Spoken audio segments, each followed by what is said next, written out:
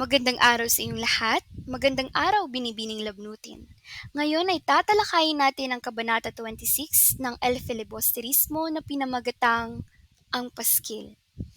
Bago tayo tumungo sa pangyayari sa kabanata, ay kikilalanin muna natin ang mga tauhan sa kabanata na ito. Ito nga ang mga tauhan sa kabanata na ito.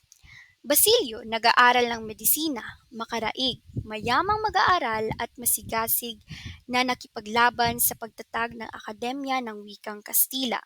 Tadeo, tamad na estudyante. Juanito, mag-aaral na kinagigiliwan ng mga propesor. Ito ay si Juanito Pelaez.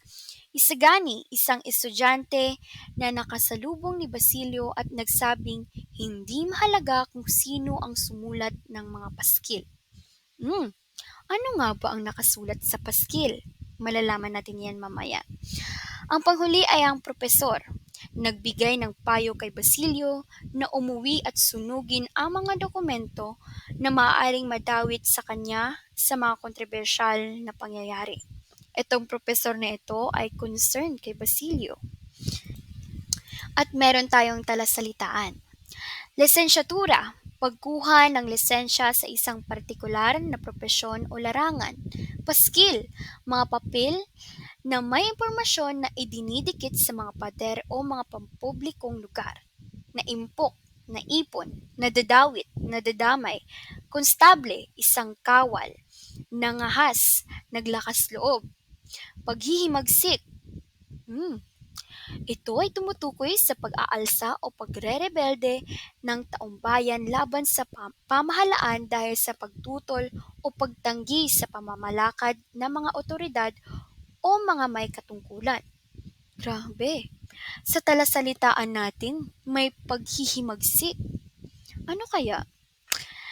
At tara at tungo na tayo sa pangyayari sa kabanata na ito. Maagang nagising si Basilio para tumungo sa ospital. Naiplano na niya ito na dalawin ang mga pasyente.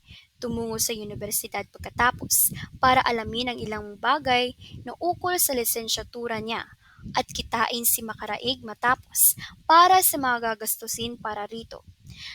Kasi nga nagamitan niya ang malaking bahagi ng kanyang naimpok sa pagtubos kay Huli at sa paghahanap ng dampang matutuluyan nito kasama ang kaniyang lolo. At hindi nangahas na lumapit kay Kapitan Tiago sa takot na baka isipin niyon na isang pauna iyon sa mamanahing palaging ipinapangako kay Basilio. Kung natatandaan nyo sa Kabanata 23 sa El Filibusterismo ay kapag marami ang naibigay na opium kay Kapitan Tiago ay may marami siyang naipapangako kay Basilio gaya ng bibigyan siya o may mamanahing ari-arian ni Kapitan Tiago si Basilio. At kung lilimitahin naman ni Basilio ang pagbibigay ng opium ay masama ang naibubulalas ng bibig ni Kapitan Tiago kay Basilio. Sinasabihan siya na isa kang taksil, isa kang huwad, at iba pa. At magpatuloy tayo. Pagdating niya sa San Juan de Dios, tinanong siya ng kanyang mga kaibigan tungkol sa isang paghihimagsik. Napalundag si Basilio at naalala ang binabalak ni Simon na hindi natuloy ng dahil sa mahiwagang aksidenteng sinapit ng alahero. Ha? Paghihimagsik? Nadiskubre, tugon ng isa, at mukhang marami ang nadadawit. Maraming nadadawit? Ang ulit niyang sinubukang mabasa ang anumang makita sa mga mata ng iba. Sino-sino? Mga estudyante, dagat na mga estudyante. Nilisan niya ang grupo at nakasalubong niya ang isang propesor sa klinika na misteryosong nagpatong ng kamay sa kanyang balikat. Kaibigan niya ang naturang propesor at marahan siyang tinanong, "Naroon ka ba sa hapunan kagabi?" Nang mga sandaling iyon, inakala niyang Ang kinamakalawang gabi ang tinanong sa kanya. Noong gabing iyon niya nakausap si Simon. Nagtagka siyang magpaliwanag. Sasabihin ko sa inyo, ang halos na bulong niya. Dahil masama ang kalagayan ni Kapitan Tiago at dahil kailangan kong tapusin ang mata. Mabuti at di mo nagawang pumunta, ang sabi ng propesor. Pero kasama ka ba sa asosasyon ng mga estudyante? Nagbibigay ako ng ambag ko. Isang payo sa iyo. Kung gayon, bawiin mo ngayon din at sunugin ang anumang papel na makakadawit sa iyo. Kinibit ni Basilio ang mga balikat. Wala siyang anumang papel. Mga papel lamang tungkol sa medisina. Wala nang iba. Si Senyor Simon po kaya'y? Walang kinalaman si Simon sa nangyari. Salamat sa Diyos. Ang dagdag ng doktor. Nagkataong misteryosong nagkasugat sa kamay at ngayoy nagpapahinga. Hindi. May ibang kamay na kumikilos rito, pero nakakikilabot pa rin. Huminga si Basilio. Si Simon ang tanging taong makapaglalaglag sa kanya, pero naalala niya si Kabesang Tales. Kaya tinanong niya may mga tulisan? Wala, kaibigan. Puro mga estudyante. Natiwasay na si Basilio. Ano kung gayon ang nangyari? Ang mapangas niyang tanong. May mga natagpuang sobresibong paskil. Hindi mo ba ito alam? Saan? Sa universidad. Mayroon pa bukod doon? Anong ibig mong sabihin? Tanong ng propesor na halos galit. Inuugnay ang mga paskil sa mga natutukoy na estudyante. Pero sandali! Dumarating ang propesor sa patolohiya.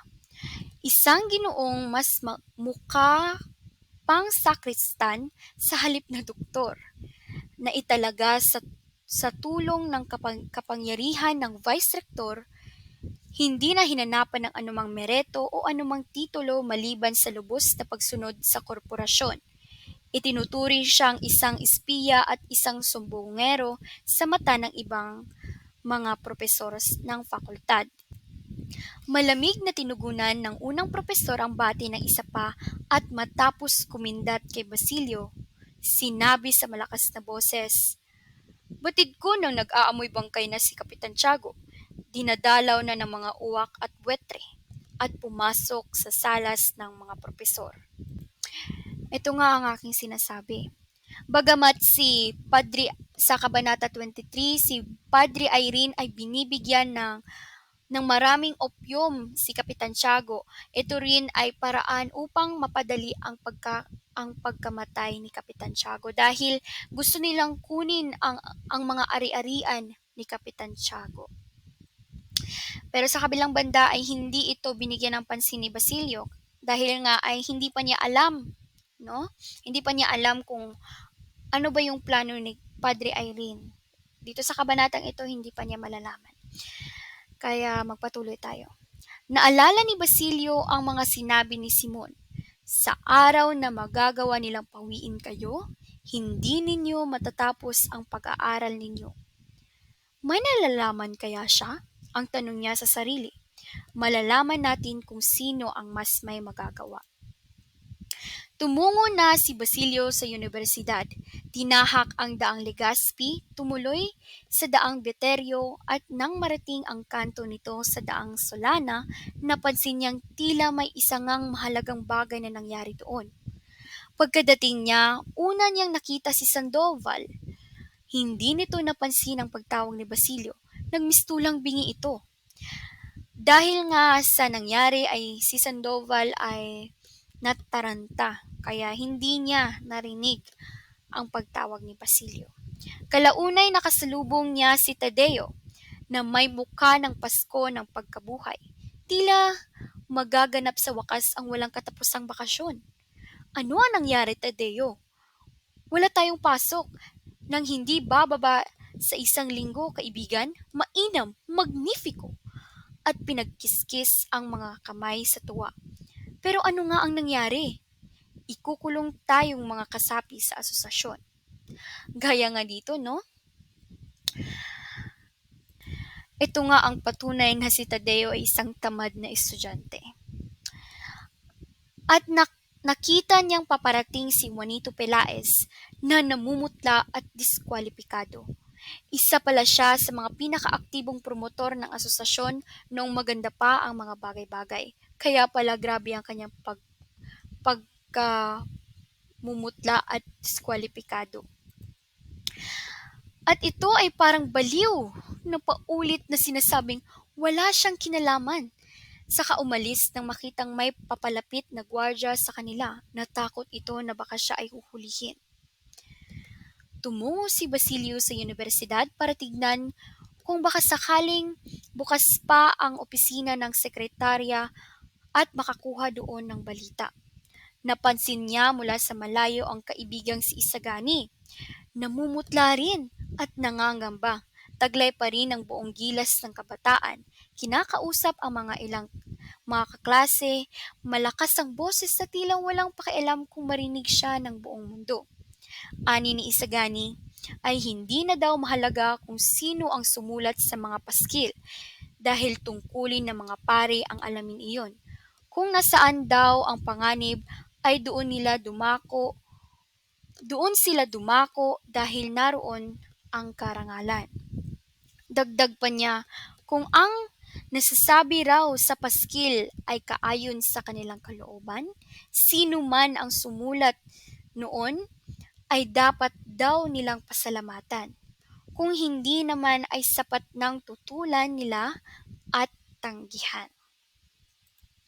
Di naman sang-ayon dito si Basilio kaya tumalikod ito sa kaibigan saka umalis dahil pupunta siya kay Makaraig para makahiram ng pera. Di niya pinansin ang mga senyas ng mga kapitbahay ni Makaraig.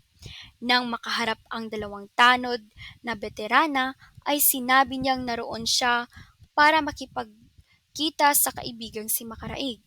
Nagkatinginan lamang ang dalawang tanod, saka dumating si Makaraig at ang dalawang kawal. Nagtaka si Makaraig sa pagpaparoon ni Basilio.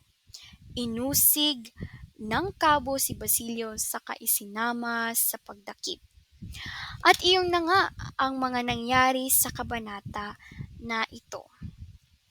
So dito, meron akong mga aral, mensahe at implikasyon sa El Filibusterismo sa kabanata 26 na pinamagatang ang paskil. Ang kabanatang ito ay nagbibigay ng mga aral tungkol sa pagiging matapang at responsable sa ating mga kilos at desisyon. Una, sinasabi nito na ang mga tao ay dapat maging maingat sa kanilang mga gawain at pagsali sa anumang organisasyon. Pangalawa, ipinapakita din ng kabanata ang kahalagahan ng pagiging tapat at matapang sa harap ng mga pagsubok. Si Isagani, sa kabila ng kanyang pagkatakot ay nanindigan sa kanyang paniniwala at handang harapin ang anumang panganib na dala ng mga paskil. Ito ay isang halimbawa ng pagiging matapang at may prinsipyo na dapat tularan ng bawat isa. Pangatlo, ang pagkakaibigan at suporta ay mahalaga sa panahon ng krisis. Si Makaraig ay nagpakita ng katapatan sa pagtulong kay Basilio sa oras ng pangangailangan. Ito ay nagpapakita na ang tunay na kaibigan ay handang tumulong at maging sandalan sa anumang pagkakataon. Meron din tayo ditong karagdagang kaalaman. Ano nga ba ang nakalagay sa paskil o poster? Ito ay patungkol sa pagbabanta, pagtutuligsa at paghihimagsik. Yan pala yung laman ng paskil kaya na-alarma ang mga padre at ang mga may katungkulan. At hindi talaga alam kung sino ang naglagay ng mga paskil sa pintuan ng universidad.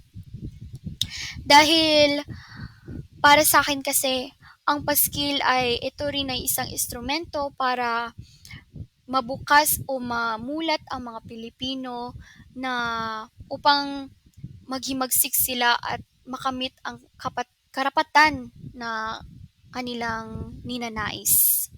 Tungo tayo dito, ang San Juan de Dios. Ang Hospital de San Juan de Dios ay naging pinakamalaking pribadong ospital noong 1936 sa bansa. Ito ay tinaguri ang pinakalumang ospital na nakatayo sa bansang Pilipinas.